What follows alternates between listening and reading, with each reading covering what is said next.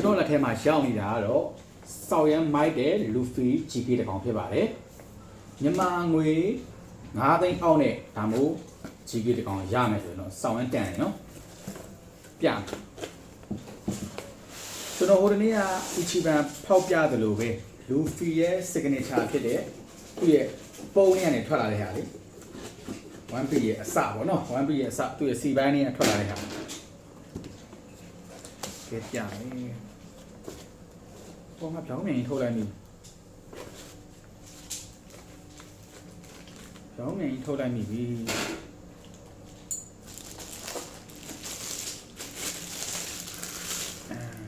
ွိုင်းစီပိုင်းပွင့်သွားတာပေါ့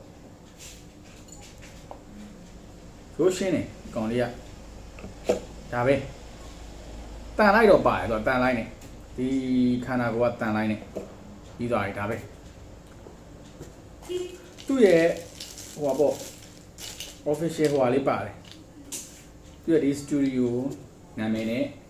ဒီအပြားလေးပါတယ်ဒီကောင်ကအခု300ထုတ်တာကိုဒီကျွန်တော်ဟာ222ခုမြောက်เนาะခု300တန်ပါတယ်ဆိုတော့9သိန်းအောက်ပေါ့4သိန်းပတ်ဝန်းကျင်နဲ့ဒီလိုမျိုး official GK တကောင်ရတာတော့တန်တယ်ဒီကောင်က license လားတက်ပါလီလားတော့မသိဘူးပြီးကြမှာကြည့်ရအောင်ဒါမှမဟုတ်ကတ်လေးတော့ပါတယ်သူ studio ထုတ်တဲ့ဟာကဲဒါလေးလာပြတာပါတခြားပြပေးမယ်ရှိုးလိုက်အောင်နော်တကယ်ကျွတ်စင်ရှိုးလိုက်အောင်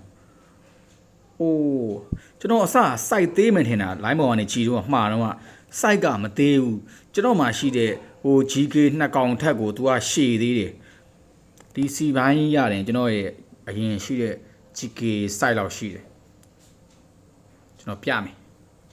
ကဲကျွန်တော်မှန်စင်ထဲမှာထည့်လိုက်ပြီးရှိုးလိုက်အောင်ဒီမှာကျွန်တော်အရင်ရှိတဲ့ GK ထက်ကို तू ကကြီးတယ်သူ C ဘိုင်းနဲ့တော်တော်ကြီးကြီးနေပြီနော်အိုးကျွတ်တယ်မတူစတူဒီယိုနေနဲ့ကပ်ပါတယ်မတူဖီဒီဇိုင်းနဲ့ HT Studio ရဲ့အမှာ300ခုမှာ222ခုမြောက်ကဲလှသွားပြီဗျာ9သိန်းအောက်ကတော့တန်နေဗျာ4သိန်းပတ်ဝန်းကျင်နဲ့ဒီလိုကောင်ရတော့ဘလို့နေနေတန်တယ် Just Sport ကြီးတန်တယ်Ichiban နေတော့2သိန်း3သိန်းဖြစ်နေတဲ့ကာလမှာဒီ GK တောင်တော့တန်တယ်ကဲသူ့ရဲ့ဘူးလေးကိုလည်းဒီပေါ်မှာထားလိုက်မယ်ရော့ GK က3កောင်ဖြစ်သွားပြီကျွန်တော်